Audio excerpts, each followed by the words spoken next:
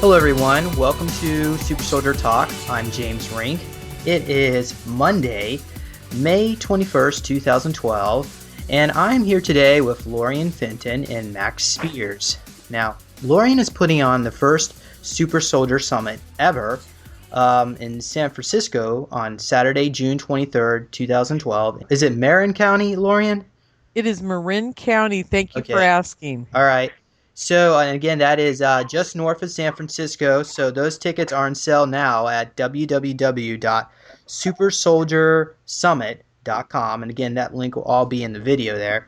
So, before we go into Max's story and myself and how we met you, why don't you talk a little bit about yourself, Lorien, and just give a brief introduction. Thank you, James. I really appreciate the time today to explain what led me to developing the Super Soldier Summit and producing it for you guys to have a platform to talk about what's happened to you. And I'd like to start out with what happened to me several years ago. One of the first incidents I knew that something was afoot, as they say, was back in about 2008.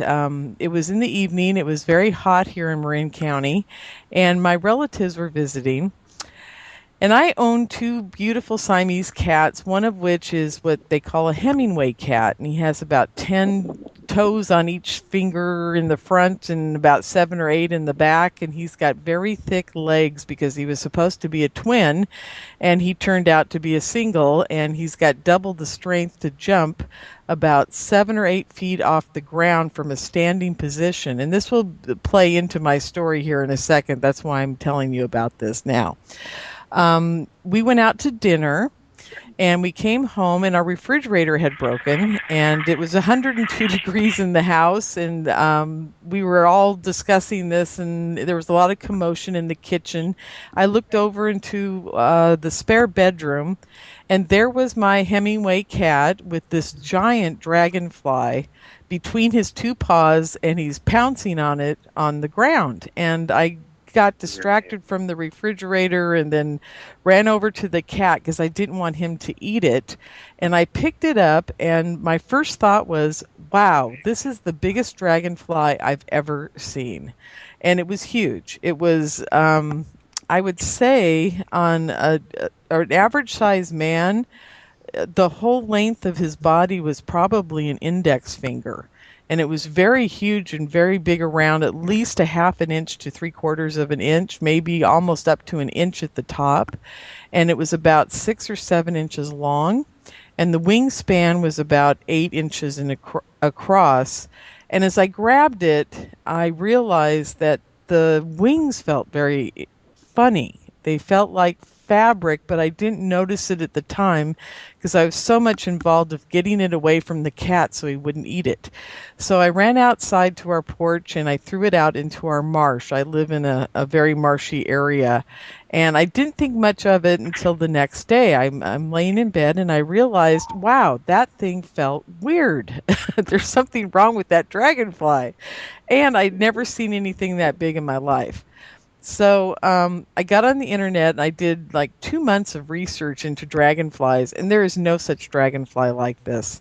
And I finally realized it was a drone. It had to be. There was no way getting around it. It felt like metal under like some kind of taped clay or something. It was a very odd feeling. It wasn't like skin or a dragonfly would feel or any bug or anything. Right. So that was my first real kind of Can you tell awakening me to what month in 2008 that was?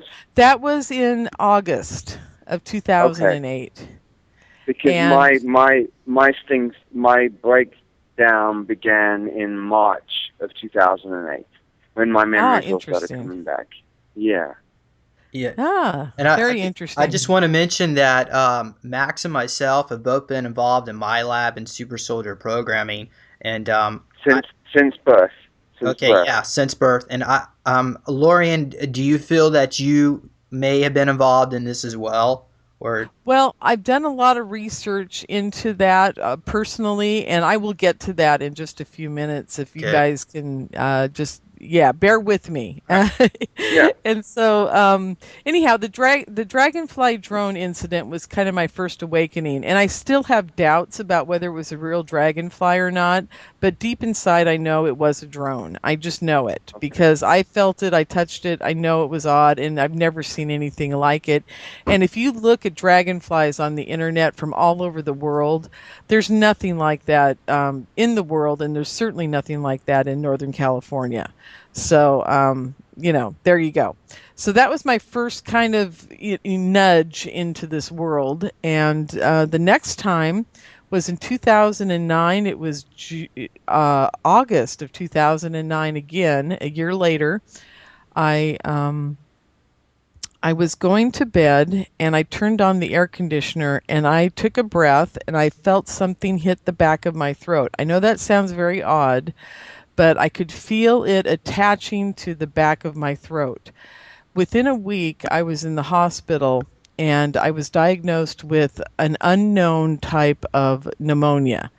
And whenever they looked at my x-rays, every doctor was perplexed because the pneumonia that they were looking at didn't look anything like regular pneumonia. And one of the doctors, just off the top of his head, says, "This looks like something that was man-made instead of Yeah. actual, real, like regular pneumonia." And Yeah. this was during the H1N1 scare, which was very Yeah. interesting. So I really believe that I was given that disease. Lorien, And are are yes, are you familiar with contact poison? yes, I am. And I did the research on this after it all happened, of course, and realized that they probably, did that on purpose. Now, I was alone in my room, and the only way it could have gotten to me was blowing through the air conditioner when I turned it on.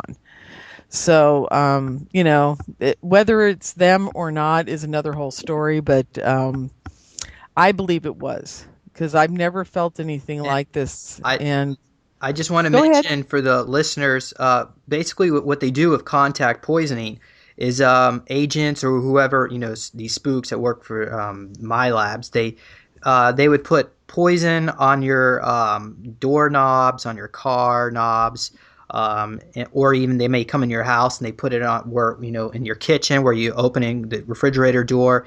And even though the poison itself won't kill you right away, what it does, it either give you flu-like symptoms and you get sick and it slows you down. And they do that on Well, they purpose. like to weaken you rather than take you out, because weakening you then allows them to control you. Exactly. Yeah, that's absolutely true. Right. Um, Anyhow, so back to my pneumonia story. I was 3 days in intensive care, and they were wearing the mask and the white outfits and the whole bit because they had no idea what I had, and they never did figure it out. A year after I got out, I was in the hospital 14 days. I almost died. I don't even want to go into the details. It was pretty ugly, but when I got out a year later, I went into into the emergency room because I was getting the flu, and I was kind of afraid because I thought, they told me if anything happens again, I could get pneumonia and die pretty easily because you've had it once, you're very susceptible to it. So I Yeah.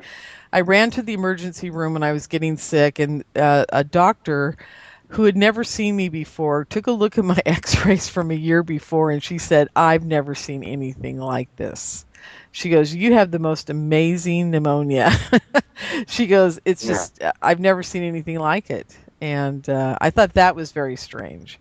So Yeah. anyhow, there was just more confirmation that what I had was definitely not normal. When you say So amazing pneumonia, I mean, in what way? Was it just not she said to impressive? me that it looked like popcorn in my lungs instead of the usual way that when you look at an x-ray for pneumonia that it looks. Okay. She said it looked like they had stuffed cotton balls in my lungs. Hmm. That must have Oh, been And gosh. painful. it was painful, to be Wow. honest with you. Okay. It was it was not fun. So anyhow, so that was kind of like my second awakening to something was going on with me, not normal. So fast forward now to what was that, 2010 when I met you guys, or 11? It was Yeah, 2011. It was last 2011. 11. September, right? Right. Yes, At yes. Awake and Aware in Los Angeles, the Project Camelot event. And James, do you want to tell how we met? Okay, well, I'm going to go back in time a little bit before that. It was actually August. Max and myself, we were discussing on bringing our story out to the public because we were tired of basically living in the shadows. I mean, we were constantly being tortured, and people are not paying attention to our or listening, or I mean, people are not aware because they haven't been educated. So Yes. at that time, the Awake and Aware conference, Project Camelot, was going off in Irvine, in California, which is south of LA. And I wasn't going to go. I mean, I didn't really have the money, but my friend nudged me along, and Max wanted me to come out as well. And then on top of that, the money manifested right out of the blue. So at that point, I had no excuse not to come. I flew out to LA. I met up with Max, and we both went out to the Awake and Aware conference. And while there, I was giving a demo for my NeoCube with Bill Ryan of Project Camelot. And you came up to me, Lorien, and you said, "Well, what's that Neo or that little device thing?" And you wanted to talk to me. And you thought I was just making these little cubes, and that's what you wanted to talk to me about. And then I just told you nonchalantly that Max and myself were super soldiers, and then you said that you were putting on a super soldier summit, which seems like, I guess, we were meant to meet. The whole thing seemed to be, I guess you could say, divine providence, I guess you could say. Yes. Yes, that was really interesting. We'll get back to what happened after that. After I met you in the main ballroom, what had happened to me before that, on Friday night, I was sitting in the audience listening to Duncan O'Finian and Miranda, his girlfriend, talking about their experiences as super soldiers. And, I had heard Duncan speak many a time on Project Camelot and on the radio, and I was very familiar with his story. But what really got to me that night was Miranda was speaking for the first time I'd ever heard her speak. And she said something that really upset me. She said there is a voice or an altar in her head that does nothing but scream at the top of her lungs. And Yes. it just hit home with me. I was flabbergasted. I'd never heard anybody say it that way before, but up until I was about 51 or 52, I'm actually 54 right now. But when I was about 51, it was the first time in my life that I was actually able to silence the screaming voice in my head. Now, it could be many things. I was ate poison as a child and had to be hospitalized, and I was restrained as a baby after eating this poison, and many things go on in your life that could cause something in your head to snap and make you maybe scream for the rest of your life. But I don't think it could have been that bad to make this voice in my head be screaming at the top of its lungs like it was. So it took me many years, and I used to not meditate because I'd get really quiet and I'd hear this voice screaming. So yes, so finally it stopped. But it really blew me away to hear her say that live on stage. And the next evening, it was Saturday night, I was actually at the Liberalis, who's one of my good friends, who's a DNA restorator. And she said, "Let's go talk to them. I really want to find out more about the super soldiers." I said, "Yeah, I think that'd be a great idea." So we went and found Miranda and Duncan, and Miranda said to me, after I told her about the screaming voice in my head, she goes, "You may not want to know." And I thought that was great advice at the time.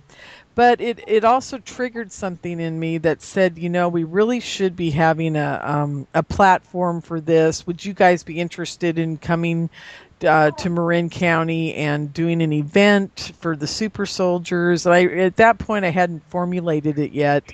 And they said they'd love to, and it would be great. And I went on my merry way that night. The next day, Can I take the phone call and call straight back? It's really important. Well, I've been trying to get this. Max, we'll have to call you back because I don't think. Okay. It's really important. That's Okay. all. Okay. So, and then it was Sunday afternoon, and I met Aaron McCullen at the Wake and Wear conference. And I spoke with him and his girlfriend, and they thought that the super soldier idea of an event was wonderful and that they would be glad to attend as well. So by the time I met you and Max, James, I'd already spoken to two of the super soldiers that were there at that event, and they had agreed to be in this conference, which was wonderful. So I'm going to go on now to how I met Max and you, really for the first time was after I saw you at the Neo Cube with Bill Ryan. I went back out to my table. I had also had a table at the event as well, and I asked you to meet me there. Is that correct? Yeah, that sounds about right. Yeah. And then you and Max walked up to the table, and I was looking down in the moment. I was talking to Asalaria, and the next thing I know, I look up and I took one look at Max, and what came out of my mouth, James? I'm I trying to don't remember. remember. I think the exact words were, I know you. It was either that or don't we know each other or So, something to yeah, that maybe. effect. Yeah, yeah. Okay. Yeah, because I looked up and I looked at Max and I instantly knew that I knew him. Okay. And it was very just kind of startling in a way, because at that point I realized that I was more involved in the whole Super Soldier Summit idea than just putting together a conference. So and so I think then the four of us went outside and we talked to our friends at the conference, and then I think I invited you guys back to dinner with us at the house we were staying at, if I remember Yeah, correctly. that was after the conference. Exactly. And then after that, we knew at that point there was a lot of conversation that night into the wee hours of the morning, as they say. And we knew that we had known, I knew that I knew Max. And I didn't know you per se, and I still don't have any memories of you, but I I feel very comfortable with you, like I've known you from somewhere, You're almost like an instant brother to me. So there It, is some kind of connection. yeah, it could even be past life. All of us, we probably had some kind of connection in a past life. I would think so. Yes, definitely. Okay. So, yeah. So anyhow, that's how I started formulating the Super Soldier Summit. Now, a lot of things have happened since that first month, and we've been through a lot together already. And it's only been about 5 or 6 months that we've been dealing with this. And Yeah, I know. we've had personalities in and personalities Yeah, out, yeah. and all kinds of in what I call infighting between all the super soldiers. And it's not any of their faults, and I love them all, dearly, because they've been through ordeals that none of us could even imagine. I mean, I can't even imagine, and I'm on the fringe of this somehow. And so I know that you and Max and Duncan and Aaron and it just goes on and on. All of you are basically programmed to not get along with each other. And so that is truly why I'm putting this on, because I realized early on that it was going to be a huge challenge to put this together. And just getting everybody in the same room at the same time is just going to be amazing, Yeah. because it's never happened before. And I just, if we could make this happen this one time and get 6 or 7 of you in the same building, and there's no problems, and there shouldn't be, because I thoroughly, as they say, vetted the 6 of you that are going to be there, and you all seem pretty well stabilized and pretty well together, and I think it's going to be wonderful. I think you guys are going to share your stories, and I think people are going to be absolutely amazed at what you've got to tell them. I think Okay. your stories are amazing. And So, with that, I'm going to leave it over to you to talk about what you probably are going to be speaking about at the Super Soldier Summit. all right, I have been involved in my labs, and I do have some memories I would say my recall is probably less than one. It's way less than 1%. But over the years, I've collected a lot of data, including I've got a lot of pictures of various needle marks and incisions, and as well as I will share some of my experiences and memories. For starters, I remember jumping out of a helicopter without a parachute on, and it was like in a jungle region. And apparently, a lot of my lab's super soldiers have memories like that. That seems to be very common, especially without the parachute. And then I have some other memories of working in underground bases and all that. What I would like to talk about is a little bit into Project Surrogate and some of the other projects and that they do to actually create a super soldier. For so many years, I've been ridiculed by talking about this and rejected, not only by my family. They don't want to hear anything about any of this. And your friends, you start talking about this to your friends, and they have a very bizarre reaction. They start falling asleep right in front of you. And it could be in the middle of the day, and you start talking about super soldiers in my labs, and your friends fall asleep, and it's almost like they've been programmed. James, Yes. that's fascinating that you said that, because I left out a part of this whole story that's happened to me since. Well, actually, it happened before and after I've had black helicopter incidents. And I'll tell people about these incidents Yeah. at the Super Soldier Summit. I'm going to actually come out with quite a bit more information at the Super Soldier Summit about why I'm putting this together and what's happened to Oh, me since I even started thinking about putting it together. It's very interesting you said that, because a friend of mine who was with me when the first black helicopter came over my house doesn't remember it being there now.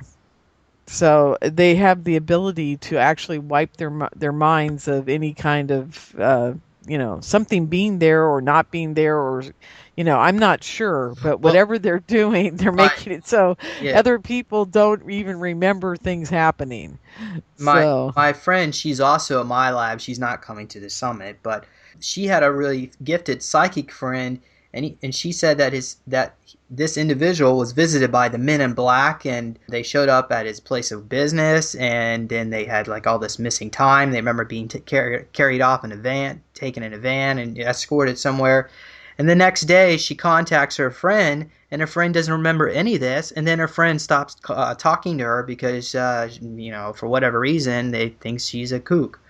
So right. they have technology to do this. However, you can defeat that kind of programming by using divine light, divine energy from the one source, God, so to speak, and through love and compassion and patience, any of this programming can be overcome. And that's what these people fail to realize, is that ultimately God is the one who's, well, I say God is in control. I mean, the cosmic consciousness, or whatever, the energy field all of us are connected to.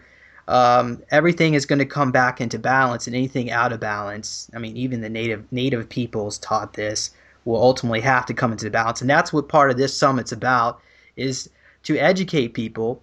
Because first of all, we can't fix this problem until people are aware of it. And I feel like so few people have, I guess, for this kind of subject, it is dark and it is depressing. But by becoming aware, you can become empowered, and you can do something about it. So that's why I highly recommend that you come and visit us in person. You can get just the experiences and the knowledge that you'll be able to gain will help you in your path. And maybe, who knows, maybe you have been involved in my labs or Monarch programming. Um, Well, James, a good friend of mine, Lorraine Murray, who's going to be speaking at the event, she believes that we are all bombarded constantly. And it's just not a matter of if you're not, she says everybody is to a degree. And I totally agree with her on that. It's very interesting. But everything around you on a constant basis, all day long, everything electronic, anything that you have in your house, a Wi-Fi, a cell phone, a TV, any of that. They're always emitting some type of signal, some type of controlling I'm not even sure what the Yeah, word is to use, but you know what I'm talking about. microwave There's a energy. constant bombardment to Well, control us in some way, shape, or form. yeah, I mean they do various things, and the nanites and satellites and all that. I was I went to go visit a friend, and he had one of these microwave detectors, and he put it up to my arm, and the thing started beeping, and then he was able to actually communicate to the implant in my arm.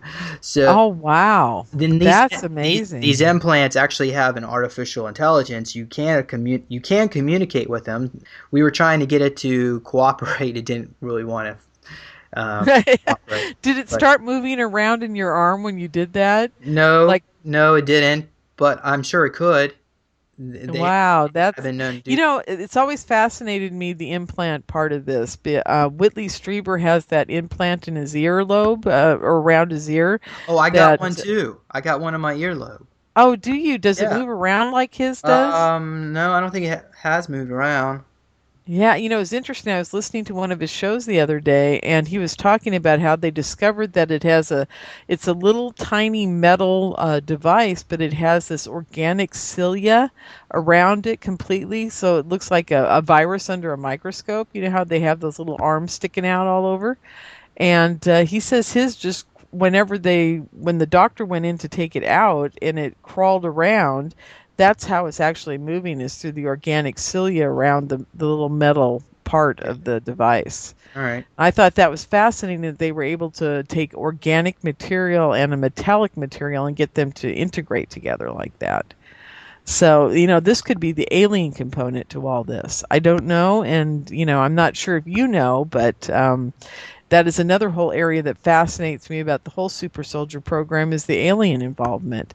And Bill Woods, or Bill Brockgrader, is going to be there as well, and he has told Carrie Cassidy in his Project Camelot video that he was dealing with aliens at Area 51 and for his part of this.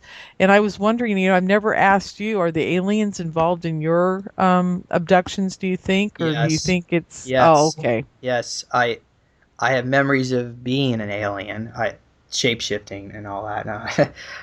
Wow. Now, do I you don't. think I don't. that's part of the super soldier program, or is this Well, of part course. of, Well, basically what happened is uh the original soldier program created by the government. Most of those projects were failures. They weren't very. I mean, they would take super psychic people and try to make them into super soldiers, and I mean, they were able to do some things, but.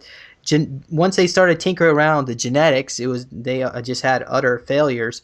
So what they did is they had made deals with certain extraterrestrial species, especially I'm talking about the Dracos and reptilians, and who were already millions of years ahead of them in research when it comes to genetic engineering. They had them get involved with my labs, and it's ultimately their technology which created the newer generation of super soldiers. And that's why a lot of the newer generation has a lot of reptilian genetics. I think we need to let the audience know Max had to go. yeah, yeah, we should do Once we that. introduce Alara. Hello? Hello, Alara. Hey. Hi, Hi. James Rink here. Hello. Hi, dear. Can you hear me as well? Yep, I can hear both of you.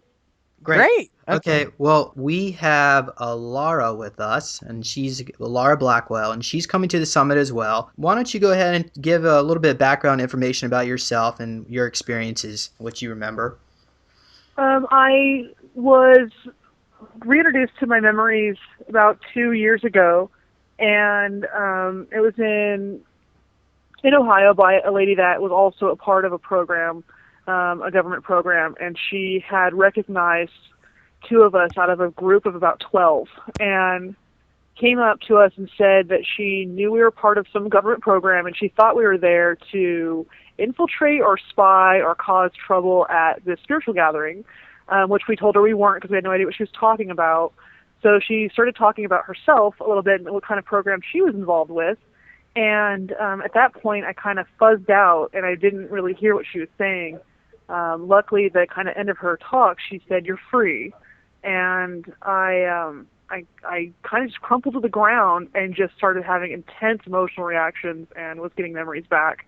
And then all of a sudden it was kind of like, for some reason that I didn't realize before, but all these pieces that I've been missing in my life got connected, and things started to make sense about why certain things didn't work out, or why I'd been moving so much to different states. And then it kind of just been a process from there of trying to rebuild and refigure out like what I'm doing, who I am, and it's still kind of a journey doing that, trying to figure out what's what, and kind of how to heal those parts of myself. Yeah. Alara, why don't you tell the audience how you first found me or met me or heard of me? I think. You remember that? The dream? Oh yeah. Could you talk a little louder? Closer to Yeah. Sorry about that. I was never really into anything conspiracy theory. I didn't care about it. I didn't even want to look into UFOs. It just was I was not interested. But then I realized it was very much a don't look. Like, it was specifically a planted memory, a planted hypnotic suggestion of just don't even look into this stuff.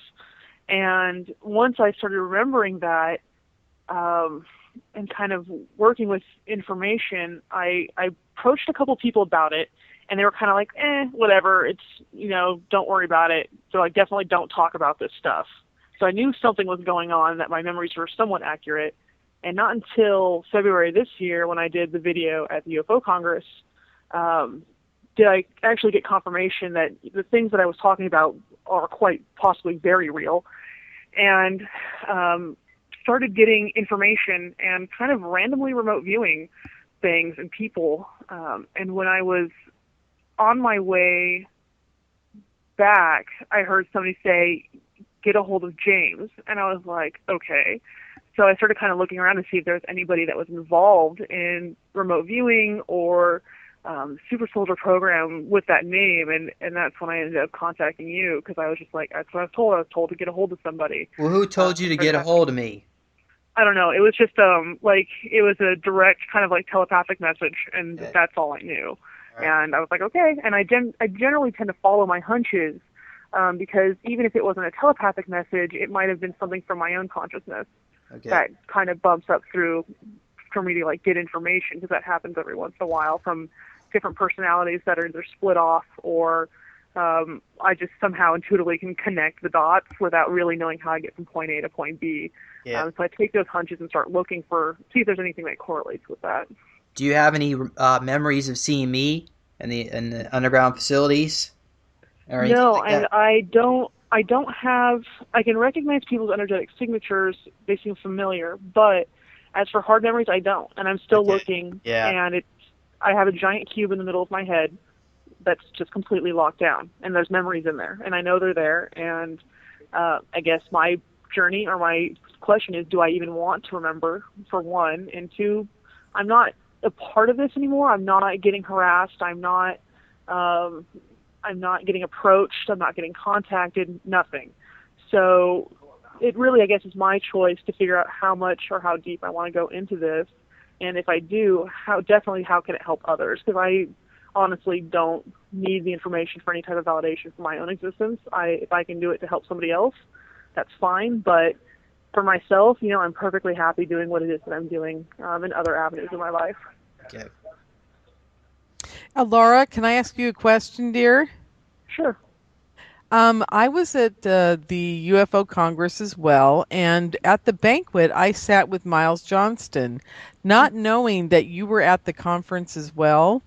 And I told Miles about the Super Soldier Summit, and he's actually going to be bringing us a short video of his basis series, and he's going to be doing some kind of anyhow, he's making a 45-minute video for us just for the conference. So I think people will enjoy watching that at the conference as well. And it's just for us, and it's a very special thing that Miles is doing for us, which I very appreciate him doing.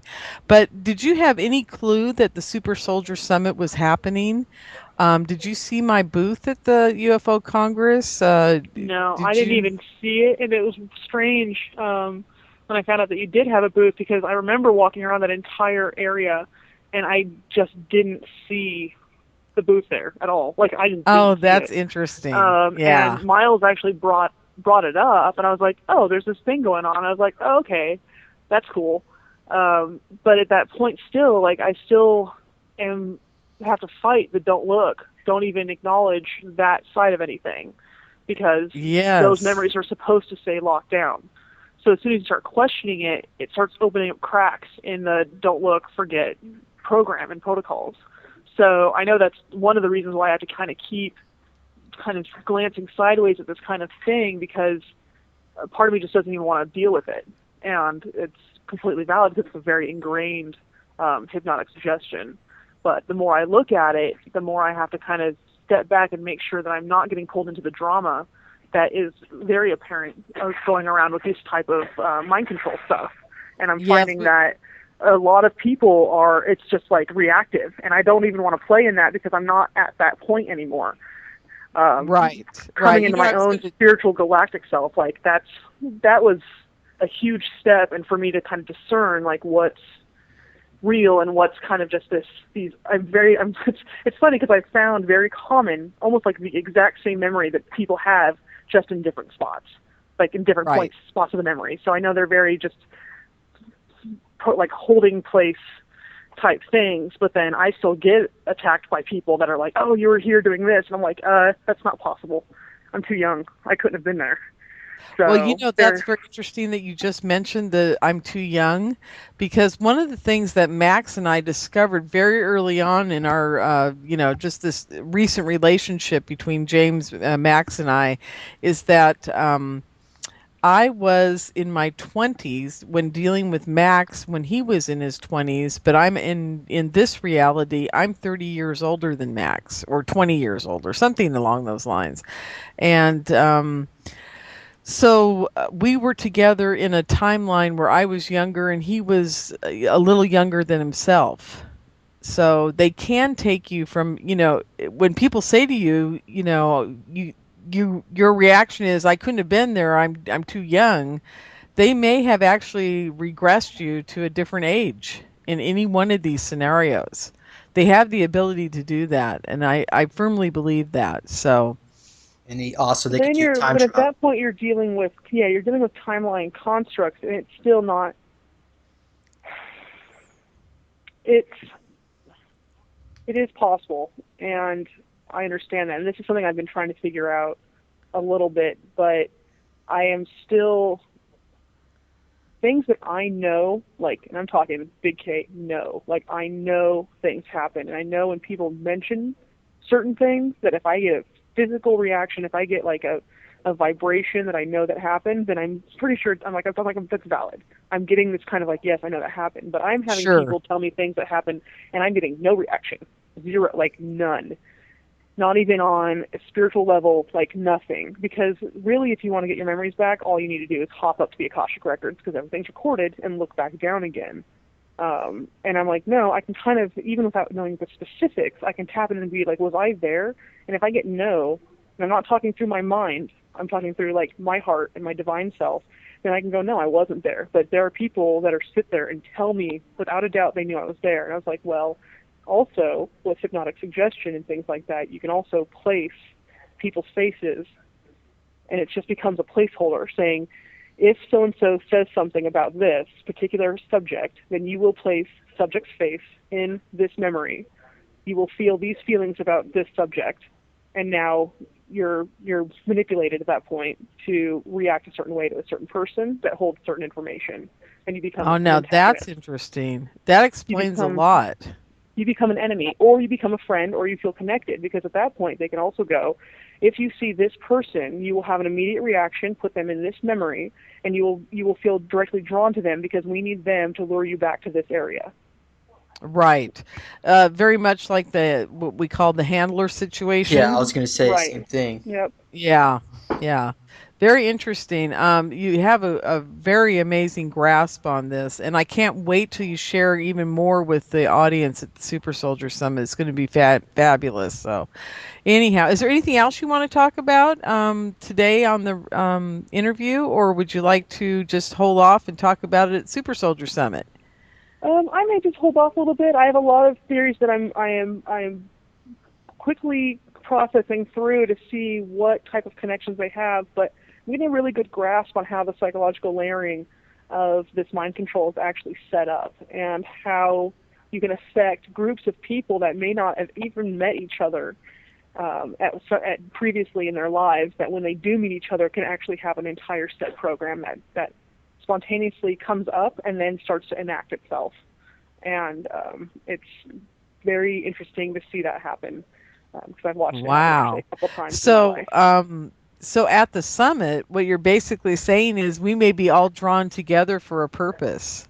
Right, and I'm hoping that this is going to be for liberation, and that's the intent that I'm going to come into that area with, is that this is going to be for freedom and not for exactly control, because people are going to become emotional and they're going to start to kind of like have to deal with their own emotions, and I'm hoping that at least those of us that are showing up have spent the time to really get to know ourselves as we are, and come back into our own power, so that when we do get hit with things like over a lot of emotions, or sadness or anger, or the way we look at people, that we can look at every single person that we meet and say, you're a divine being, and I do not need to have a reaction towards you except with love and compassion and forgiveness. And that is going to be the key to our freedom, because otherwise you're just being manipulated still if you have any other reaction or emotion. So you have to come to people through the eyes of forgiveness and love. And that way, that's where your true freedom is going to come from. Yes. And it's interesting you brought that up, because it's taken me 7 months to vet through, gosh, James, how many has it been? I've talked to about 10 or 15 super soldiers on the phone, plus the original Duncan and Aaron who are not scenario. coming, but you should. Yes, and they are not going to be there, and it's not their fault that they're not being there. It's just, it's just the way it is. And truly, you have to be at a point, if you're involved in this, that you can be in front of a group of people and not have an emotional reaction that could, damage yourself or anybody else around you. But, emotions aren't bad, and it's going to be emotional.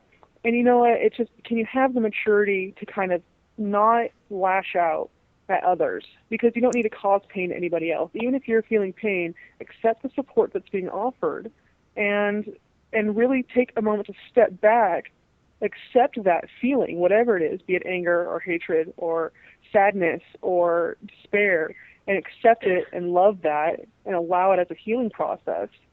But don't lash out at other people, because there's no point. You're not doing yourself any good. You're not doing anybody else any good. And understand that there are going to be people there that are going to support in this process of freedom and change and release and rebirth, and that it's going to happen. There's no agenda. There's no manipulation. It's all within your own power to understand and perceive what you want. And if you are open to perceiving the good side of it, then that's what you're going to get from this. And there are going to be those of us there that are going to hold that energy no matter what. And I'm definitely prepared to sit there and go, you know what, I'm willing to listen. And I'm going to take whatever anyone says is valid, because you know what, it's valid to them. And if they need to heal that, then so be it. Let them heal. And if they need to share that, there's no point in saying it's true or not true. It's just, okay, well, it's true to them. And that's what matters, because that's what they're going through. They're trapped by that. And you have to be able to accept that in someone else so that they can become free of it.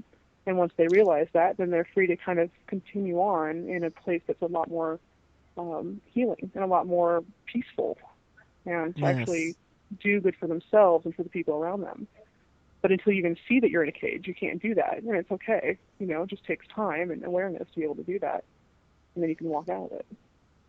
Well, it's going to be a very interesting day, and we'll be together for the weekend, so we'll have a lot of time between all the super soldiers to, do some exploring and healing and things together, which is wonderful. So I'm really looking forward to it. And I want to thank you so much for getting on the radio with us today and talking about what you're going to do when you get there. And Max and you will be coming together, and it'll be just wonderful to have both of you there at the same time. So that'll be great. Okay. All right, Lorien. Thank you, Alara. I just want to mention briefly, if you would like to get a ticket, or when you're ready to get a ticket, go to www.supersoldiersummit.com, and tickets are on sale now. How much are tickets, Lorien? Tickets are $50, and we do have a little bit of a problem with the hotel that we're holding the event at. What's happening is it's a NASCAR weekend here in Marin County at Sears Point Raceway, so all the hotels are booked up. So anybody who's flying in from out of town, here's my suggestion. Fly into Oakland Airport or San Francisco Airport and rent a hotel near the airport and rent a car and drive over to Marin for the day and then drive back in the evening. It's going to be your only way to get a room that is at a reasonable rate. And yeah, they've raised all the rates like 3 times their amount, and there's really no rooms left in Marin County to be had. But at the hotel we're having the event at, they are holding 5 rooms for us at a little over 200 and some odd dollars each a night. So if you can afford it, that'd be great. Stay at the hotel with us, and that'd be fine. And you get all this information after you pay for your ticket online. I'm just not posting everything online so that just to keep the looky-loos away and people who might just show up out of the blue just to harass us. I just want to keep it just the people that are paying for their tickets and the people that are coming there as a super soldier and wanting the day to be a wonderful event instead of something where people just drop in and try to maybe Black Ops people coming in. I don't know. I'm just trying to keep it a We little can more expect quiet. them to be there. You can count on that. Oh, great, James. San Francisco is a hotbed of all that stuff. It is. It is. It's going to be quite interesting to see what happens. But, Alara, are you still there? I'm still here, yeah. Yeah. So how's your detector on Black Ops and military people planted in an audience? Oh, I actually had one show up to my talk that I did, I think, when I was in Pennsylvania. Oh, but they didn't say wow. anything to me, and I just kind of was like, whatever. And it was interesting. So I don't worry about it because the people I help far outweighs the people who are watching me. I don't care. Yeah. Right, they can exactly. do whatever they want. Yeah, I still don't. I'm not comfortable yet just opening it up to the public. So, maybe when we get closer, I'll do that because you can only hide it for so long. And to be frank, James, as you know, and Alara, you both know, they're listening to everything we do. So it's not like they don't know which hotel I put a down payment on, right? Well, Great. That was wonderful, Laura. Thank you so much. You're You were welcome. very eloquent, by the way. You're becoming quite the spokesperson for the super soldiers. Oh, I'm on a mission now. I did 10 healings in 2 days, and then I've been doing about like 9, I think, in the last 4 days last week. Over Skype, and I am just like, nope, I'm done. I'm done with this control thing, and I'm just getting people out. And the more I remember, and the more I've been able to work with my own AI program, I'm like, I can figure out I can pretty much hack people's implants and be like, you're done. Like, I'm not even using it. Can I ask you two something? I haven't shared this with anybody, but like 2 people, I think. I had an MRI done of my head about 5 years ago. Mm-hmm. And there were 2 exact spherical things in my ears. Now, everybody keeps telling me that those are just part of your eardrum, but I don't know. These things look like 2 BBs. There's one in each ear in the canal. And I'm just wondering if you'd ever heard of implants like that before. Well, the first thing that came to mind when you're talking about that is those are like, have you ever seen the subvocal what are those called? Like communicators. They're patches that get stuck on your throat. They're like literally just like little tiny, not even Band-Aid looking things. You could have those also in your ears to be able to transmit tones and to transmit information, as well as like subsonic. Like so, your brain's picking it up because it's right next to your eardrum, but consciously you don't hear it. That was Oh, the only thing. interesting. If it's in your eardrum or if it's in your ear canal, that means it's probably going to your drum, which is tones or talking that are within that sphere. Like if it's within range to be able your eardrum to pick that up, Right. or if it's near where your balance is, like your balancing hairs and stuff, it could be there just to kind of, if they sent a quick blast or tone, could knock you out because it would completely make you go have vertigo and you pass out if those little hairs in your ear canal that keep your balance get fried. Right. So, Right. That that's makes the only two things sense. I can think of. You just like, oh, because you just get complete vertigo at that point and not be able to stay awake, or you get really super nauseous, I guess. That's interesting. Those are my two Well, first. I'll bring the I have the disc of them of the picture of my inside of my head. Mm-hmm. I have the X-rays, so I Oh, will cool. bring them to the Super Soldier Summit and have somebody look at that and tell me what you think. So Yeah, definitely. anyhow, just wondering if there's been anything like that because most of you guys have them all over your bodies, Yeah. and I don't think I do. Well, there's I a think guy that showed up to the UFO Congress. Did you see the guy that was like disabling implants that had little scanners and stuff? no, I Yeah, there was a guy that didn't. was doing implant scans, and then he could disable them, and they would do like these little they had like a little monitor thing, and they could pick them up physically off your body in different types of whatever readings they took. Yeah, Wow, that's and he was booked. amazing. Like he was booked the entire time. I couldn't even get in there. Wow. Was he in the display room with me or He was where in the was he? main he was in the main room, and if you walked in through the front doors, like past the really nice restaurant, right Yeah. in through the front, he was right off to the right, the first one on the right. He had a booth, Oh, and he had see, this I little was thing. straight ahead. If you went through those doors and you looked right in front of you, that's my booth. I was the one that said UFO Con, a conspiracy con, and I had the Oh yeah, yeah, yep. I I remember had the seeing super those. soldier Yeah. banner on the table below. So if you looked in that door, you would have seen the banner. I just didn't register it then. I just looked at it and was like, okay. And I just Yeah. did not register at all. Oh, that's cool. That's fine. I mean, because this was all meant to be anyhow. Right, exactly. I wouldn't have sat with Miles for that. See, everybody at the conference was like, "You've got to meet Miles Johnson because you're putting on the super soldier thing." And I was like, "I don't know if you knew what happened, but I fell and I actually cracked my vertebrae in my lower back. I was in so much pain at the conference that I almost didn't go. They were trying to keep me from going, which was very Hmm. interesting." And then I did go, but I spent most of the whole time on my back in bed at my cousin's house. And I Yeah. didn't get to enjoy the conference at all, except for I did make the banquet, which I met Miles at, which was wonderful. I mean, if I had done nothing the whole time I was there, meeting Miles was very Yeah, everyone important. was like, "You've So got to meet this guy," and I was like, "Okay." And he actually invited me to the UK to go do. I guess they're doing a little like conference out there for a week. they So I'm are, gonna and have it's yeah. do you know when it is? Isn't it the 1st of June or something? No, I thought it was September.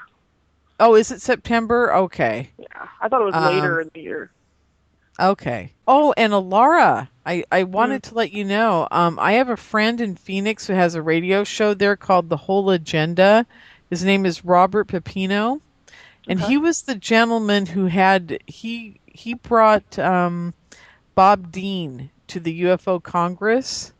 I don't know if you ever saw Bob Dean while you were there. Do you know who Oh yeah, he is? they know who I am. I don't know how they know because I met him last year, and then both of them were like, "Oh hey, yeah, it's you." And I was like, "Well, wait, how do you remember me? I thought you guys like just like I didn't even formally meet you guys, and you remember who I am." I was like, "Oh." Well, anyhow, so you guys, I got to get back to work. My life goes on here, trying to get everything together. So, yeah, I look forward to seeing both of you at the event, and it's June 23rd in Marin County, California. And thank you, James, so much for having us on today. I really appreciate it. Thank you. Thank you, Laura. Thank you. All right. Awesome. All right, Bye, I'll talk to you guys everyone. later. Bye bye. Bye bye. Bye.